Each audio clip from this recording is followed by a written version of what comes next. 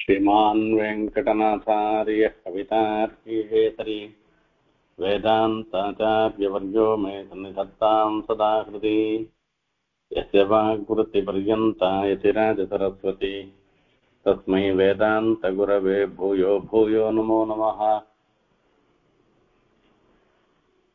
विशुद्धविज्ञानघनस्वरूपं विज्ञानविश्राणनबद्धदीक्षं दयानिधिं देहभृतां शरण्यं देवं हयग्रीवमहं प्रपद्ये. சுவாமி தேசிகனுடைய சுபாஷித கவிதையில அனிபுண பத்ததின்னு சொல்லக்கூடிய முதல் பத்ததியில 7வது ஸ்லோகத்தினுடைய அர்த்தத்தை நம்ம அனுபவிச்சுட்டு இருக்கோம். தேசிகன் சொல்றது எல்லாமே எல்லா காலத்துக்கும் உகந்ததாக இருந்துட்டு, அதுதான் விசேஷம். பகவத்கீதையும் அப்படிதான். அது ஏதோ அர்ஜுனுக்கு மாத்திரம் உபதேசம் பண்ணினதில்லை, இந்த காலத்துல இருக்கிற நமக்கும் சேர்ந்து உபதேசம் பண்ணினதுதான். இந்த உபதேசத்தினால நாம வாழ்க்கை முறையில எவ்வளவோ விஷயங்கள்ல நம்ம திருந்தி நடந்தோம்னா நமக்கே க்ஷேமம் ஏற்படும். அந்த மாதிரி தேசிகனும் பல இடங்கள்ல நம்மள மாதிரி இருக்கிறவங்களுக்கு அனுகிரகம் பண்றதுக்காக தான் இந்த மாதிரி கிரந்தங்கள்லாம் சாச்சிருக்க. இப்ப அதுலயும் இந்த சுபாஷித நீதியில வரைச்சு ஒவ்வொரு சுபாஷிதமுமே நமக்கு ஒரு வழிகாட்டியாக இருந்துருக்கு, அதுல ஒன்றும் சந்தேகமே இல்லை. நாம எப்படி நடந்துக்கணும் என்பது தெரியப்படுத்துற ஒரு விஷயம். அல பரிசேஷித ஜலதே சவிதே சஞ்சாத டம்பரம் ஜலதம் பிரஹசந்தி பாண்டிய நத்யஹ சுக்தி முகைஹ மௌக்திகஸ்தாஸ்யானைஹ. இதனுடைய முதல் அர்த்தம், இது சாமானியமான பொதுப்படையான அர்த்தம். இது ரெண்டையும் போன உபன்யாசத்துல சொன்ன, இருந்தாலும் சுருக்கமா அதை மறுபடியும் சொல்றேன் நானு.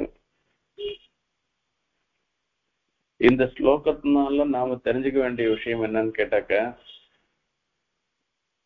பெரியவாள் எதிர நாம தன்னடக்கத்தோட நாம இருக்கணும் என்கிற விஷயத்தை தான் தெரியப்படுத்த போறேன். அன்னிப்புணர்களாக இருந்திருக்கிறவா பெரியவாள் எதிர தன்னடக்கம் இல்லாமல் நடந்து கொள்கிறார்கள். அது அனிப்புணர்களுடைய ஒரு நிலைப்பாடு. அவ அப்படிதான் நடந்துப்பா. நாம விவேகம் எது நல்லது எது கெட்டதுன்னு தெரிஞ்சு ஆராய்ந்து அறியக்கூடிய நிலையில இருந்துருக்கிற நாம எப்படி நடந்துக்கணும்னாக்க, பெரியவா எதிர ஒரு அடக்கமாக நாம நடந்துக்கணும்ன்றதுதான் தெரியப்படுத்துற. ஸ்தல பரிசோஷித ஜலதேஹே சவிதே சஞ்சாத டம்பரம் ஜலதம். இந்த இடத்துல அகஸ்தியரை பத்தி சொல்ற. அகஸ்தியர் ஸ்தல பரிசேஷித ஜலதேஹே, ஜலதேன்னு ஜலதியாக அவர் இருந்திருக்கார். இது பௌரிக சமாசத்துல சொல்லணும். இது ஒரு துளி கூட தண்ணியே இல்லாத வெறும் தர கட்டாந்தரையா மாத்தினவர் அந்த சமுத்திரத்தை. அப்படிப்பட்ட அவர் எதிர போய் இந்த மேகம் இருக்க, அது ஆடம்பரம் பண்றது, மேகம் கர்ஜிக்கிறதாம். இந்த சமுத்திரத்துல துளி உண்டு ஜலத்தை முகர்ந்துட்டு வந்து அந்நியத்திர வருஷிக்க கூடியதாக இருந்துருக்கிற இந்த மேகம் போய் சமுத்திர ஜலம் மொத்தத்தையே அவர் ஒரு உள்ளங்கை சிறாங்கையினால அது மொத்தத்தையுமே பானம் பண்ணினவராக இருந்திருக்கிற அகஸ்திய மகரிஷி எதிர மேகம் கர்ஜித்தா எப்படி இருக்குமோ, இப்படி மேகம் கர்ஜிக்கிறது. கர்ஜிக்கச்சே அகஸ்தியர் தென் தேசத்துல தானே இருந்து, அப்போ அத குடமுனிவர்னு பேரு. குடமுனிவர்னு சொன்னா குடத்துல கடத்துல இருந்து அவதாரம் பண்ணவர், அதெல்லாம் அவருக்கு குடமுனிவர்னு பேர் அவருக்கு. இப்போ இந்த பாண்டிய தேசத்துல இருக்கக்கூடிய நதிகள் எல்லாம் முத்துக்கள் நிறைந்த நதிகள். அந்த முத்துக்களாகிற ஒரு பற்களை கொண்டு சிரிக்கின்றனா, மேகத்தை பார்த்து சிரிக்கிறதா, பரிகாசம் பண்றதா.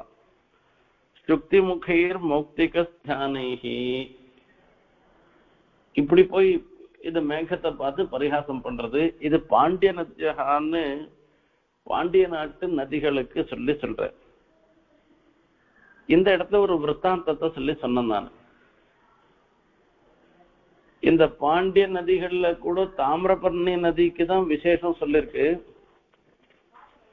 ஆனாலும் இந்த பாண்டிய தேசத்துல இருக்கக்கூடிய எல்லா நதிகளையுமே இந்த இடத்துல சொல்றதுக்கு சில காரணங்கள்லாம் சொல்லப்படுகின்றன. இப்போ முத்துக்கள் உண்டாகிற இடம்னு சொல்லச்சே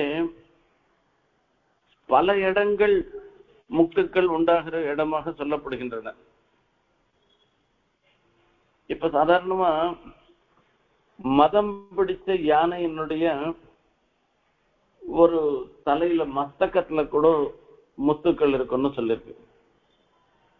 மூங்கில்ல கூட முத்துக்கள் உண்டாகும்னு சொல்லி முத்து இருக்குன்னு சொல்லிருக்கு. ஆகையால முத்துக்கள் இருக்கிறதுனால நதி பாண்டிய நதிகள்லாம் பரிகாசம் பண்ற அந்த முத்து பற்களை கொண்டு அதாவது பரிகாசம் பண்றேன்னு சொல்றது பாண்டிய நதிகளுக்கு மாத்திரம் எப்படி பொருத்தமாகும் சொல்லி ஒரு கேள்வி கேட்டு அதுக்கு வியாக்கியாத்தா ரொம்ப அற்புதமா பல விஷயங்கள்லாம் சொல்றேன். அந்த இடத்துல சமுத்திரத்துல கூட தான் முத்து இருக்கு. அப்ப சமுத்திரமே கூட அங்க இருக்கிற முத்தெல்லாம் கூட சிரிக்கலாம் இல்லையோ. இப்ப மேகம் பரிகாசம் பண்ணிட்டுனாக்கா சமுத்திரத்துல இருக்கிற முத்து சிப்பி மொத்தம் வெளியில இருந்துருக்கு.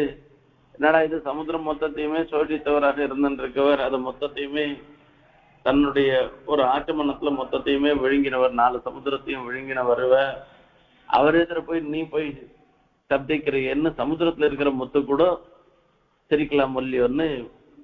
ஏன்னா அது ஜலத்துல இருக்கக்கூடிய முத்துக்கு விசேஷம் சொல்லி அதுக்காக சொல்றதுன்னு சொன்னோம்னாக்க, அப்போ அதுக்கு மேல ஒரு விஷயம் இருக்கு. அங்க இங்க இருக்கிற சமுத்திரத்துல மாத்திரம்தான் இருக்கணும்னு அவசியம் இல்ல.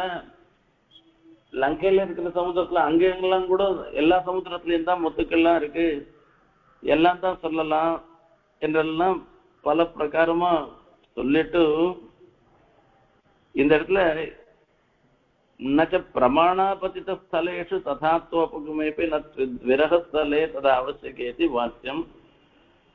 இப்ப இந்த இடத்துல என்ன சொல்றது, பாண்டிய நதிக்கு என்ன விசேஷம் சொல்றதுன்னு கேட்டா, பாண்டிய நதி அந்த தேசத்தினுடைய முக்கியத்துவத்தை தெரிஞ்ச விஷயம். தேசத்துல நடந்த நிகழ்வுகள் எல்லாமே அந்த பாண்டிய தேசத்துல இருக்கிற நதிகளுக்கு தெரியும். இந்த மேகங்கள்லாம் இது எவ்வளவு பைந்தாங்கொழி, இதனுடைய நிலை என்னன்றதெல்லாம் அந்த பாண்டிய தேசத்துல இருக்கக்கூடிய நதிகளுக்கு தெரியும்.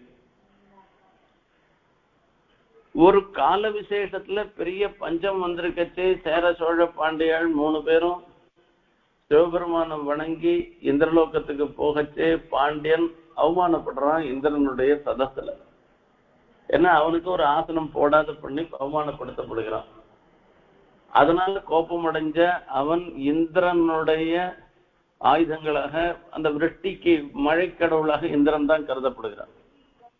அந்த புஷ்கலாவர்த்தம்ன்ற மேகங்கள் எல்லாம் ஜெயில பிடிச்சு போட்டான், சிறையில போட்டான்.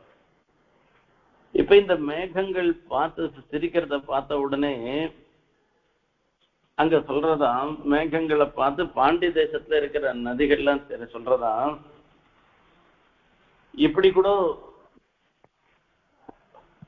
நீ சிரிக்கலாமா, உன்னுடைய பௌஷ் என்னன்னு தெரியாதா, உன்னை கொண்டு போய் எல்லாரும் ஜெயில போட்ட விஷயம் ஒண்ணு. அதோட இல்ல, இதே அகஸ்தியர் சமுத்திர ஜலம் மொத்தத்தையும் ஆச்சமன ரூபமாக பானம் பண்ணச்சே கம்பந்தே கிரயா புரந்தரபியா மைனாக முக்கியா புனः கிரந்தந்த்யம்புதராः புரந்தி படவாவத்ரோத்கதா வன்ஹயः भोः कुम्भोद्भवमुच्यतां जलनिधिः स्वस्यस्तु ते साम्प्रतम्. அகஸ்திய முனிவர் இந்த தீர்த்தமாக இந்த சமுத்திர ஜலம் மொத்தத்தையும் பானம் பண்ணிட்டேராம். பானம் பண்ணின உடனே தேவதைகள், மகர்ஷிகள், அங்க இருக்கக்கூடிய ஜந்துக்கள், ஜீவராசிகள் எல்லாரும் போய் அகஸ்தியரை விழுந்து சேவிச்சு பிரார்த்தனை பண்றாளாம். கம்பந்தே கிரயः புரந்தரபியா மைனாக முக்கியாக புனः. இந்த சமுத்திரத்துக்குள்ள மைனாகம் முதலிய பர்வதங்கள்லாம் இருக்கின்றன. அந்த பர்வதங்களுக்கெல்லாம் பயம் வந்துட்டான். ஒரு காலத்துல பர்வதங்கள்லாம் ரெக்கையோட இருந்ததுதான். அந்த ரெக்கையோட இருக்கச்சே திடீர்னு ஒரு ஊர்ல இருந்து இன்னொரு ஊர்ல போய் அது அந்த பர்வத்தெல்லாம் போய் உக்காண்டுக்குமா. அந்த உட்காண்டா அங்க இருக்கிறவாள்லாம் அப்படியே அது அமுங்கி நாசமா போயிடுவா. இந்த மாதிரி நடக்கிறதுன்றதுனால ஒரே ஸ்தலமா இருக்கணும்ன்றதுக்காக இந்திரன் இந்த பர்வத்தத்துக்கு இருந்த ரெக்கைகள் எல்லாத்தையும் வெட்டி போட்டான். அதுல மைனாக்கு பர்வத்தம்ன்ற ஒரே ஒரு பர்வத்தம், இந்த பர்வத்தம் என்ன பண்ணிட்டு சமுத்திரத்துல போய் பூந்துட்டு இருக்கான். வாயு பகவான் வேகமா காத்தடிச்சு இந்த பர்வத்தத்தை கொண்டு போய் சமுத்திரத்தை போயிட்டு சமுத்திரத்துக்குள்ள இருந்துட்டான். இதுதான் சுந்தரகாண்டத்துல சொல்லுவேன்.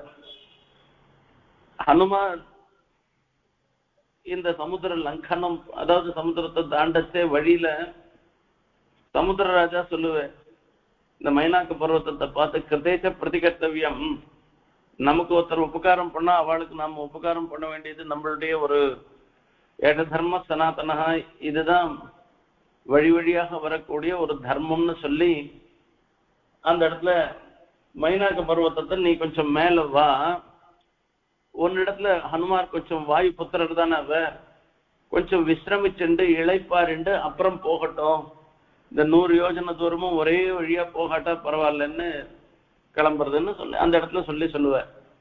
அந்த மாதிரி அந்த மைனாக்க பர்வத்தங்கள்லாம் மொத்தம் ஜலம் மொத்தம் சோஷணமா எடுத்துன்னா, சமுத்திர ஜலம் போயிடுத்துன்னா அது ஒரே நடுங்கிறதான். மறுபடியும் எங்க இந்திரன் வந்துருவானோ, சக்கராயுத அந்த சந்திரன் இந்திரன் வஜ்ராயுதத்தினால நம்மளுடைய ரெக்கையெல்லாம் புலந்துடுவானோன்னு பயப்படுறதுகள். கிரந்தந்த்யம்புதராக, அம்புதராக மேகங்கள்லாம் கிரந்தந்தி, அப்படியே உன் காலடியில கதறது.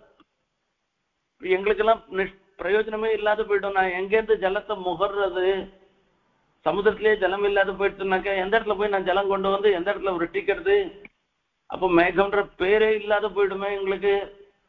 அப்போ எங்களுக்கு ஆதாரமா இருக்கிறது ஜலம் தானே, இந்த அதுவும் சமுத்திர ஜலம் தானே, அது இல்லாத போயிட்டேன்னுட்டு இந்த மேகங்கள் எல்லாம் கிரந்தந்தி கதறுகின்றன, கட்டத்தினால கதறுகின்றனன்னு சொல்லுகின்றேன். ஸ்புரந்தி படவா வக்ரோத்கதா வன்ஹயா. மகாபிரளய காலத்துல வடவாக்னின்னு ஒரு அக்னி, அது ஜலத்திலேயே இருக்கக்கூடியது. அது மகாபிரளய காலத்துலதான் ஒரு அஸ்வமுகம், ஒரு குதிரை முகத்துல நீரும் நெருப்பும் ஒன்னா இருக்குமானா ஒன்னா இருக்கும். ஏன்னா இது எல்லாம் சாத்தியமான விஷயம்தான். இந்த எலக்ட்ரிசிட்டி எல்லாம் கரண்ட்ல இருந்து தானே வருது, நீர்ல இருந்து தானே வருது. அதுவும் தானே ஒரு எலக்ட்ரிசிட்டின்றது நெருப்பா சொல்றது.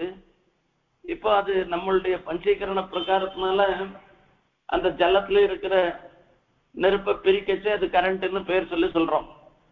அந்த வடபாக்னி அது எட்டி எட்டி பாக்குறதாம்.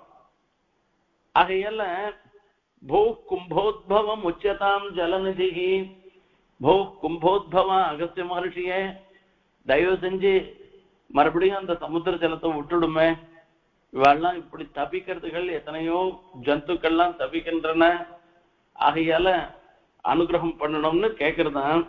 ஸ்வஸ்யஸ்துதே சாம்பிரதம், உமக்கு நல்லது உண்டாகட்டும்னு இந்த சமாச்சாரம் மொத்தத்தையும் கேட்டிருந்தது பாண்டிய தேசத்து நதிகள் தான். ஆகையால இந்த மேகங்கள் எல்லாமே ஒரு காலத்துல அகஸ்திய மகர்ஷி இந்த கதறி அழுதுது. இப்படி மேகங்கள் கதறி அழுத மேகங்கள் போய் அவர் எதிரியே போய் அவர் தான் போனா போயிட்டு போறதுன்னுட்டு இந்த சமுத்திர ஜலத்தை விட்டேன், ஜலத்தை விட்ட பிற்பாடு அந்த சமுத்திர ஜலத்தை துளி உண்டு அதுல இருந்து முகர்ந்துட்டு வந்த பிற்பாடு அவர் பக்கத்துல போய் இடி இடிச்சுதுன்னாக்கா இத பார்த்து ஏன் சிரிக்காது? பாண்டிய தேசத்து நதிகளுக்கு இந்த மேகத்தினுடைய கதை மொத்தம் தெரியும் இல்லையோ. ஆகையால இது என்ன இருக்குன்னா, ஒரு அநிபுணனாக இருந்திருக்கிறவன் கால விசேஷத்துல பெரியவாளுடைய பிரபாவத்தை தெரிஞ்சின்றா கூட உத்தரக்ஷணத்திலேயே அவ தெரிஞ்சின்றது மொத்தத்தையும் மறந்துட்டு அவ எதிரியே தாயினவோ பெரிய பண்டிதனாட்டம் கர்ஜிப்பான்.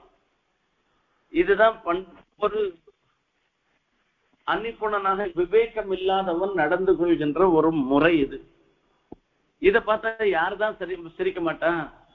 ஒரு அச்சேதனமா இருக்கக்கூடிய நதி கூட சிரிக்கிறது. ஆகையால இங்க ஒரு அநிபுணனுடைய ஒரு விஷயத்தை ரொம்ப அழகா சொல்ற. இது அநிபுணன் விவேகம் இல்லாதவன் எப்படி நடந்து கொள்வான்றது ஒரு விஷயத்தை சொல்றதோடு நிக்காமல் எப்படி நாம நடந்து கொள்ளணும்ன்றதையும் இது மூலமாக தெரிஞ்சுக்கிறேன். இது தர்மசாஸ்திர ஏற்கனவே சொல்லியிருக்கேன் உங்களுக்கு, இருந்தாலும் சொல்றேன். சுவாமி நாவல் பாக்கத்துல ஐயா சுவாமி எழுந்தருள் இருந்து இந்த தர்மசாஸ்திர விஷயமா எதனா சந்தேகம் வந்ததுன்னாக்கா அவருக்கு லெட்டர் எழுதுவா, அதுக்கு பதில் எழுதணும். அதுக்கு சுவாமி கொஞ்சம் கையில கம்பம் நடுக்குங்கும், வேகமா எழுத முடியாது அந்த வயசுல. அதனால என்ன பண்ணுவார், என்ன மாதிரி இருக்குவா அவளை கூட்ட அதுக்கு பதில் எழுதுறான்னு சொல்ல கடைசியில ஹஸ்தாட்சரம் மாத்திரம் கையெழுத்து மாத்திரம் போடுவேன். அப்போ அந்த சாஸ்திரத்துல என்ன கேள்வியோ கேள்விக்கு உண்டான சமாதானம் மொத்தத்தையும் சொல்லிட்டு கடைசியில பெரியோர்களை கேட்டு செய்யவும்னு எழுதுவேன். அதை எழுத சொல்லுவேன். நான் கொஞ்சம் துடுக்கா கேட்பேன் அவரை, நீர் பெரியவர்னு தானே உண்மை கேட்டிருக்கா, உண்மை காட்டிலும் பெரியவா யாரானா இருக்காளன்னா இப்படி எனக்கு தோன்றதுன்னு நீர் சொல்லிட்டு போமே, அதை விட்டுட்டு பெரியோர்களை கேட்டு இது இப்படி தோன்றுகிறது, பெரியோர்களை கேட்டு செய்யவும்னு என்னத்துக்கு எழுதுறதுன்னு இது என்ன ஒரு வார்த்தை எழுதணுமான்னு கேட்பேன். அதுக்கு சுவாமி பதில் சொல்லுவேன், தர்மசாஸ்திரன்றது பெரிய சமுத்திரம்டா, எந்த மூலையில என்ன விஷயம் இருக்குன்றது தெரியாது, அது மொத்தத்தையும் பார்த்தவான்றது கிடையாது. ஆகையால நமக்கு நாம பார்த்துட்டு இருக்கிற கிரந்தங்கள்ல இருக்கிற விஷயத்த சொல்லி நாம சொல்றோம். இதை காட்டிலும் வேறு விதமான சில விஷயங்கள் இருந்துன்னா அதையும் தெரிஞ்சுட்டு அதுக்கு தகுந்த மாதிரி பண்ணணும். யாரானா அது தெரிஞ்சவா இருந்தாள்னாக்கா அது ஏற்புடையதா இருந்ததுன்னா அதையும் நாம அங்கீகரிக்கணும் இல்லையோ. அதுக்காக தான் இந்த மாதிரி எழுதுறேன்னு சொல்லுவோம். எவ்வளவு பெரிய மகானா இருந்துருக்கிறவா கூட ஒரு விஷயத்தை தெரியப்படுத்தச்சே கூட இது இப்படி தோன்றது, இப்படி பண்ணா நல்லா இருக்கும் அப்படிதான் சொல்லுவாளே தவிர யாரும் இதுதான் இப்படிதான் பண்ணணும்னு எல்லாம் சொல்லவே மாட்டான்.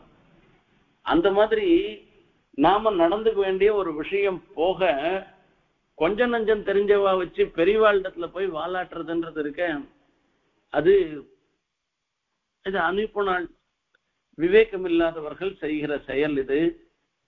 ஆகையால விவேகத்தோட இருக்கிறவா இந்த செயலை தவிர்க்கணும் என்பதை இது மூலமாக தெரிவித்தார். இரண்டாவது அர்த்தம் இன்னைக்கு பார்க்க போறோம். இதுவும் ஒரு சுவாரஸ்யமான விஷயம். பல பரிசேஷித ஜலதே சவிதே சஞ்சாத டம்பரம் ஜலதம் பிரஹசந்தி பாண்டிய நத்யः யுக்தி முகைः மௌக்திகத்யானைः. இது ஒரு சூக்ஷ்மமான அர்த்தம் இதுல இருந்து தெரியறதுன்னு பட்டபா சுவாமி வியாக்கியானம் பண்ணிருக்காரு. இதுல அதாவது பலபரிசேஷித ஜலதிஹி யாருன்னா தாசரதி ராமர். இப்போ விபீஷண சரணாகதி பண்ண பிற்பாடு அப்ப விபீஷணரை அங்கீகாரம் பண்றார் பெருமாள். மடியில உட்காந்து வச்சுக்கிறாராம். லோச்சனாபியாம் பிபன்னிவன்னு அந்த விபீஷணரையே திருப்பி திருப்பி பார்த்துட்டு இருக்கிறான். அந்த கண்ணாலேயே முழுங்கிடுற மாதிரி பாக்குறாராம். என்னத்துக்கு இப்படி பாக்குறாருன்னா, குழந்தை உன்னை இவ்வளவு நாள் காக்க வச்சுட்டு இருந்தேன் நானு, நீ அங்கிருந்து கிளம்பச்சேயே நீ வா, உனக்கு அடைக்கலம் கொடுப்பதற்காக தான் நான் இருக்கேன்னு சொல்லணும். அது இல்லாத அந்தரிட்சகத்தை ஸ்ரீமான்னு நீ மேலேயே இருந்துட்டு இங்க இருக்கிற வானரர்களோடெல்லாம் கூட இந்த முதலிகளோட விவாதம் பண்ணி சேர்த்துக்கலாமா வேணாமான்னெல்லாம் கேட்டு அதுக்கப்புறமா என் மனசுல படுறத சொல்லி அவளையும் ஒத்துக்க வச்சு அப்புறம் உன்னை இவ்வளவு நாள் காக்க வச்சு நான் உன்னை ஏத்துன்னு இருக்கனே, அது நீ கோச்சிக்கிறியா என்று சொல்ற மாதிரி பெருமாள் லோச்சனாபியாம் பிபன்னிவன்னு அந்த குழந்தைகளிடத்துல அப்பா சில சமயத்துல என்னமா நீ கோச்சுட்டியான்னு கேட்பாள, அந்த மாதிரி பாக்குறாராம் பெருமாள். உனக்கு ஒன்றும் வருத்தம் இல்லையே நான் பண்ணதில்லைன்னு சொல்ற மாதிரி இருந்துட்டு இருக்கான். அந்த கண்ணாலேயே முழுங்குற மாதிரி பாக்குறாராம். இப்படி பாரணீயத்தி வரப்பிரத திருங்மேன்னு தேவப்பெருமாள் விஷயத்துல ஆழ்வான் சாதிக்கிற. எத்தனையோ நாள் பட்னி கிடந்தவன் அந்த பாரணை பண்ற மாதிரி என் கண்ணாலேயே நான் பாரணை பண்றேன்னு பாணிபாத வதனேட்சண சப்தைகி அம்புஜான் அபதிசன் வரதத்வம் இப்படி எல்லாம் சொல்லி அவர் பாரணீயத்தி வரப்பிரத திருங்மேன்னு ஆழ்வான் சாதிக்கிறார். அந்த மாதிரி இவர் மடியில உட்காந்து வச்சுட்டு சொல்ற பாக்குறாராம். விபீஷணரை பார்த்து சொல்றாராம், இப்ப தன்னுல ஒருத்தரா அவரை அங்கீகாரம் பண்ணிட்டு இனிமே நீ சொல்லு, எப்படி நாம ராவணனை வதம் பண்றது இல்ல லங்கைக்கு போறது, எப்படி சீதா பிராட்டிய மீட்டு கொண்டு வருதுன்றத பத்தி விபீஷணன் கேட்கிறாராம். அப்போ விபீஷணர் தான் ஒரு விஷயத்த சொல்ற, நேரே சமுத்திரராஜன் இடத்துல சரணாகதி பண்ணி சமுத்திரராஜனை இடம் கொடுக்க சொல்லும், நாம சேது பந்தனம் பண்ணிட்டு நாம போலாம் என்று சொல்றான். அதுக்காக சமுத்திரராஜனத்துல சரணாகதி பண்றேன். அப்படி சமுத்திரராஜன் சரணாகதி பண்ண பிற்பாடு சமுத்திரராஜன் வரல. அவன் அசரண்யன், சரணம் அடைய தகுந்தவனாக இல்ல. அவனிடத்துல போய் சரணாகதி பண்ணா அது பலிக்காது, காரியம் ஆகாது. காரியம் ஆகல. அவன் தம் திமிரா நினைச்சுட்டு இருக்கிறதுனால அப்போ சாப்பமானிய சௌமித்ரே சாகரம் சோஷயிஷ்யாமி பத்யாமியாந்து பிரபங்கமாகன்னு சொல்ற. ஹே சௌமித்ரே, லட்சண பார்த்து சொல்ற, சாப்பமானிய சௌமித்ரே, நீ என்னுடைய பானத்தை கொண்டு வா, வில்ல கொண்டு வா. சாகரம் சோஷயிஷ்யாமி, இந்த சாகரம் முழுக்க நான் அப்படியே வத்த அடிச்சுடுறேன், தண்ணியே இல்லாத நான் பண்ணிடுறேன். பத்யாமியாந்து பிளவங்கமாக இத்தனை குரங்குகளும் நடந்தே போட்டா என்று சொன்னாராம். ஆகையால இந்த சமுத்திரத்தையே ஸ்தல பரிசேஷித ஜலதேகே, ஸ்தல பரிசேஷித ஜலதி, பூமியே மிகும்படியாக இந்த ஜலம் முழுக்க போக்கடித்தவராக இருந்திருக்கவர் தாசரதியாக இருந்திருக்கிற ராமர். அந்த ஸ்தல பரிசேஷித ஜலதிகின்னு ராமரை சொல்லலாம். இது ஒரு அர்த்தம் இல்லையா? இன்னொரு விஷயமும் சொல்லலாம். ஜலதிகி அப்படின்னா சமுத்திரம் தான்.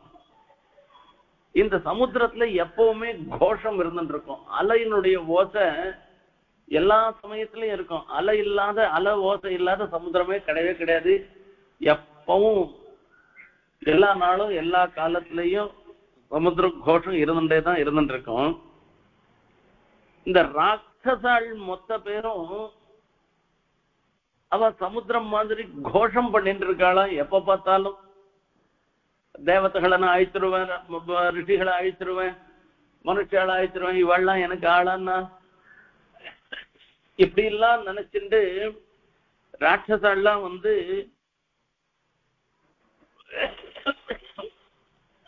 இந்த லங்கையில உத்கோஷம் பண்ணிட்டு இருக்கிறவா. அந்த சமுத்திர கோஷம் மாதிரி இருக்கிற இடத்துல ஸ்தல பரிசேஷித்த ஜலதி, அந்த சமுத்திரத்துல கோஷம் பண்ற மாதிரி இருக்கிற இடத்துல அந்த கோஷம் மொத்தம் போய் வெறும் தர மாத்திரம் இருக்க மாதிரி ராட்சசர்கள் மொத்த பேரும் அழிஞ்சு இந்த இடத்துல தான் ராட்சசர்கள்லாம் இருந்தான்னு சொல்ற மாதிரி அந்த லங்கா ஆயிடுத்தான். ஆகையால இப்படி பண்ணவராக இருக்கிறவர் யாருன்னா சாட்சாத் ராமன் தான். ஆகையால ஸ்தல பரிசேஷித ஜலதே சவிதே, இப்ப ஸ்தல பரிசேஷித ஜலதியாக ஆரேர் என்பதாக சொல்ற.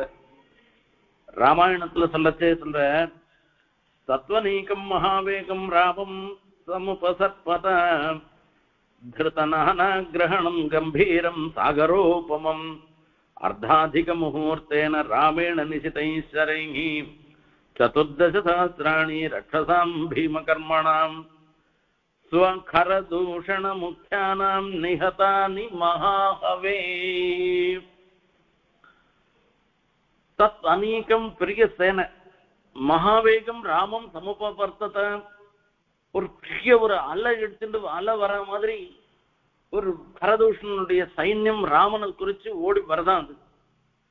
அது கையில பார்த்தோம்னா எத்தனையோ அஸ்திரங்கள்லாம் வச்சுட்டு கம்பீரம் சாகரோபமம், சமுத்திரத்துக்குள்ள என்ன இருக்குன்னு நமக்கு தெரியுமாண்ணா, எவ்வளவு ஆழம் இருக்குன்னு தெரியுமாண்ணா, எத்தனை துஷ்ட ஜந்துக்கள் இருக்கு, எத்தனை பாம்பு இருக்கு, எத்தனை இருக்குன்னு நமக்கு என்ன தெரியும், தெரியாது.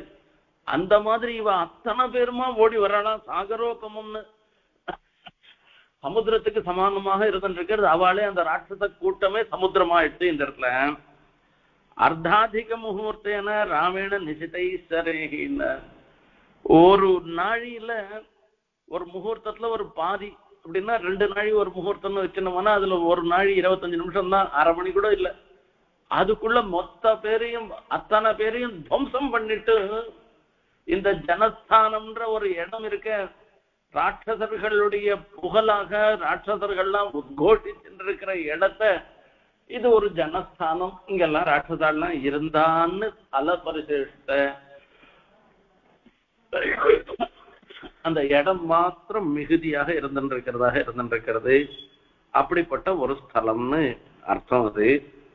இப்படி ஸ்தல பரிசேஷித ஜலதே சவிதே, இப்படி ஜனஸ்தானு ஹதஸ்தானின்னு சொல்றது. ஜனஸ்தான்றது இத்தனை ராட்சசாலையும் அழித்த இடமாக இருந்துருக்கு. அப்படிப்பட்ட ராமனுடைய சந்நிதியில ஜலதம், ஜலதம்னாக்க இப்ப மேகம்னு அர்த்தம் சொல்லி சொன்னோம் இல்லையா. ஜலதம்னாக்க மேகநாதன்னு இந்திரஜித்துக்கு பேர். இது நாமைக தேசே நாமகிரகணம்னு சொல்லி ஒரு ரூல் இருக்கு, வியாக்கரணத்துல சொல்றது. ஒருத்தனுடைய பேர்ல ஒரு பகுதியை மாத்திரம் எடுத்துட்டு அதை கொண்டு சொல்றது. சுதாகரஹா அப்படின்னு ஒருத்தன் பேருன்னா அவனை சுதான்னு கூப்பிடுறது. பிரணதார்த்தி ஹரஹா அப்படின்னு ஒருத்தன் பேருன்னா அதை பிரணதார்த்தின்னு கூப்பிடுறது. அந்த ஹர சப்தத்தை விட்டு விடுறது, விபரீதமான அர்த்தம் வந்துட போறது. ஜெகநாதஹா ஒருத்தன் பேரு, அவனை ஜெகன்னு கூப்பிடுறது. இந்த மாதிரி நாமைக தேசே நாமகிரகணம். மேகநாதன்ற ஒரு முழு பெயர்ல ஒரு ஏகதேசம் மேகம் இருக்கு. அந்த மேகம் ஏகதேசம் ஒரு பகுதியா இருக்கிறத கொண்டு அவனை குறிப்பிடுறதுன்றது. இப்ப ஜலதம்னு சொல்றதுனால இந்த மேகநாதன்னு சொல்லக்கூடிய இந்திரஜித்தை குறிப்பிடுறதுன்னு சொல்லணும். இந்திரஜித்து என்ன பண்ணான் தெரியுமா, அவன் சண்டைக்கு போறான். யுத்தத்துக்கு போகச்சே வானர சைன்யங்கள்லாம் அவனோட சண்டை போடுறதுக்கு இப்ப அங்கதம் சுக்ரீவன் முதலியெல்லாம் வரலாம். அவள் எல்லாம் ஒரு பொருட்டாவே மதிக்கல. க்ஷுத்ராஹ சந்திராசமேதே விஜஹது ஹரயஹ க்ஷுன்ன சக்ரே பகும்பா யுஷ்மத்காத்ரேஷு லஜ்ஜாம் தததி பரமமீ சாயகா சம்பதந்தஹ சௌமித்ரே திஷ்டபாத்ரம் त्वमसि நஹிருஷாம் நன்வஹம் மேகநாதஹ கிஞ்சித் ப்ரூபங்கலீலா நியமித ஜலதிம் ராமம் அன்வேஷயாமி.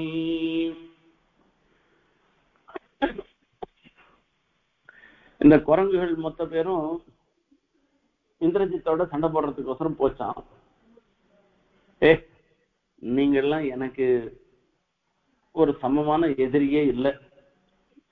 நான் கணக்கு இந்த வில்ல என்னுடைய ஆயுதத்தை பிரயோகம் பண்ணனாக்க போயும் இவனுக்கா இந்த ஆயுதத்தை பிரயோகம் பண்ண, என்று சொல்றதாம்.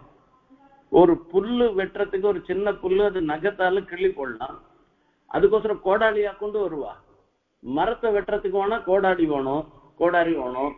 இந்த புல்லு வெட்டுறதுக்கு கோடாரி ஆகணும். சின்ன புல்லு நகத்தாலேயே பிடிங்கி போயிடலாம், கையால பிடிங்கி போயிட்டுலாம். அதுக்கு மாதிரி அந்த மாதிரி சுத்ராக சந்திராசமேதே விஜயது ஹரையாக. இந்த குரங்கெல்லாம் நீங்கெல்லாம் பயப்படவே வேண்டாம். ஏன்னா நான் உங்களெல்லாம் ஒன்றும் பண்ண போறது இல்லை. நீர் எனக்கு சமமானமா நீங்க யாருமே கிடையாது.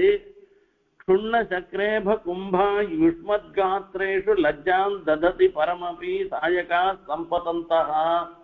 உன் மேல கணக்கு இந்த குரங்கு மேல போய் என்னுடைய ஆயுதங்கள்லாம் விழுந்ததுன்னாக்க அதெல்லாம் வெட்கப்படுறதான். போய் இந்த குரங்க வெட்டுறதுக்கா, குரங்க துவம்சம் பண்றதுக்கா என்ன பிரயோகம் பண்ண என்று கேட்கறது.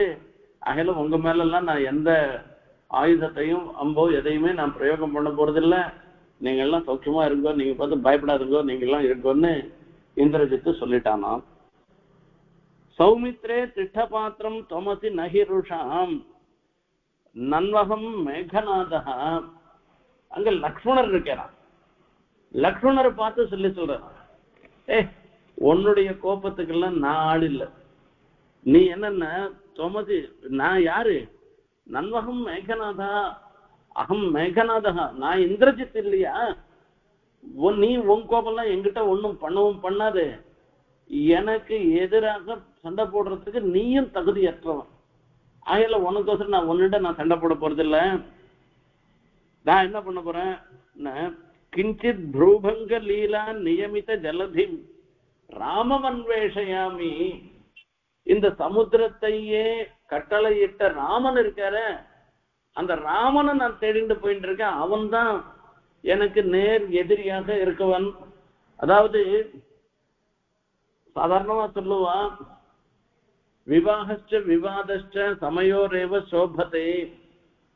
கல்யாணமோ அல்லது வாத பிரதிவாதம் பண்றதோ ரெண்டு பேரும் சமமான ஒரு நிலையில இருந்தாதான் அது சோபிக்கும்வா. அதே மாதிரி யுத்தம் பண்ணச்சேயும் ஒருத்தன் ஒண்ணுமே இல்லாத ஒரு பச்சவந்தியா ஒருத்தன் இருந்தா அவனோட போய் இவ்வளவு பெரிய பராக்கிரமத்தோட இருந்துருக்கும், அவனோட யுத்தம் பண்ணுவானா? ஆகையால நீ எல்லாம் எனக்கு நிகரே இல்லை, நீங்க எல்லாம் போடான்னு அந்த மேகநாதன் கர்ஜித்தானோ. சுத்ராஹ சந்திராசமேதே விஜஹது ஹரயஹ சுண்ண சக்ரே பகும்பாயுஷ்மத் காத்ரேஷு லஜ்ஜாம் தததி பரமமி சாயகா சம்பதந்தஹ சௌமித்ரே திஷ்டபாத்ரம் த்வமசி நஹிருஷாம் நன்வகம் மேகநாதஹ அகம் மேகநாதஹ கலு அப்படின்னு அர்த்தம். நான் யாருன்னு நினைச்சுட்டு இருக்கேன், ஏதோ சாதாரண ராட்சசனா? நான் மேகநாதன், இந்திரஜித் நான் என்பதாக சொல்ற. ராட்சசேந்திரஸ்ய கர்ஜனம் லட்சணஸ்ததாம். இந்த ராட்சசேந்திரனுடைய ஒரு கர்ஜனம். தச்சுத்வா ராட்சசேந்திரஸ்ய கர்ஜிதம் லட்சுமணஸ்ததா அபீதவதன க்ருத்தோ ராவணிம் வாக்கியம் அப்ரவத். துளி கூட பயப்படாமல் அந்த ராவணனுடைய பிள்ளையான அவனை பார்த்து லக்ஷ்மணர் சொன்னேர்னு சொல்லிருக்கு. இப்ப ராமருடைய தாசரதியாக ராமருடைய சவிதத்துல இந்திரஜித்து கர்ஜனைன்றது இது எப்படி இருக்கு? இது இந்திரஜித்துன்றவன் யாரு? ஒண்ணுமே ராமர் அந்த சமுத்திரத்தையே சோஷணம் பண்ணவன். இவன் மேகநாதன் சமுத்திரத்திலிருந்து கொஞ்சம் போறம் இருந்து வந்திருக்கு. அப்படிப்பட்டவர் சாபமானே சௌமித்தே சராம் சாசி விஷோபமான்னு சொல்லி இந்த ராமனுடைய பாணத்துக்கு பயந்தது, சமுத்திரமே பயந்தது. சமுத்திர கோஷத்தை காட்டிலும் ராமனுடைய பாணத்தினுடைய கோஷத்துக்கு அவ்வளவு விசேஷம் இருந்துருக்கு. அவர் எதிர போய் பிரகசந்தி பாண்டிய நத்யா சுக்தி முகை மௌக்திகஸ்யானை. இந்த ராமன் இடத்துல இருக்கக்கூடிய பானங்கள்லாம் இருந்துட்டு இருக்க சிரிக்கிறதா. யாரு? இந்திரஜித்து சொல்றத பார்த்து, இவனுடைய கோஷத்தை பார்த்து ரொம்ப சொல்லி மொத்தம் சிரிக்கிறதா. ஏன்னா இதே சேது பந்தனத்துக்கு முன்ன இருக்கக்கூடிய ஒரு நிலையில அங்க இருக்கிற எல்லாமே மொத்தம் சிரிக்கிறது. மொத்தமே இந்த சமுத்திரராஜனுக்கு நடந்த ஒரு அவமானம், இது எல்லாமே தெரியும். இந்த மேகங்கள்லாம் கதறினதும் தெரியும். அப்ப சோஷித ஜலதியாக இருந்திருக்கிற தாசரதி ராமன் சேஷித ஆகையால